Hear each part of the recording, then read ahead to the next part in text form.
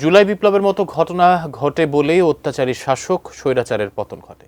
শিক্ষার্থীদের কেবল নিজের জন্য নয়, জুলাই যোদ্ধাদের মতো দেশের জন্য ভাবার আহ্বান জানিয়েছেন আইন উপদেষ্টা ডক্টর আসিফ নজরুল।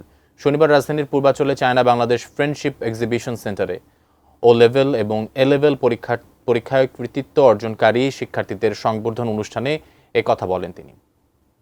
পড়াশোনার জন্য বিদেশ গেলেও জন্মভূমিতে ফিরে দেশের জন্য কাজ করার আহ্বান জানান উপদেষ্টা। ডেইলি স্টার এবং HSBC ব্যাংক এই সংবর্ধনার আয়োজন করে। এবার আয়োজনে মোট 2391 জন শিক্ষার্থী পুরস্কার পান। এর মধ্যে 176 জন শিক্ষার্থী বিশ্বসেরা এবং দেশসেরা ফলাফলের জন্য সম্মাননা লাভ করেন। 6 জন শিক্ষার্থীকে সর্বোচ্চ কৃতিত্বের স্বীকৃতি দেওয়া হয়। এই যে অন্যের জন্য এইভাবে চিন্তা করার ক্ষমতা, এই জন্য নিজের জন্য নিজের লাইফ স্যাক্রিফাইস করার মতো একটা অ্যাটিটিউড, এটা একটা মানুষকে অনেক বড় করে তোলে।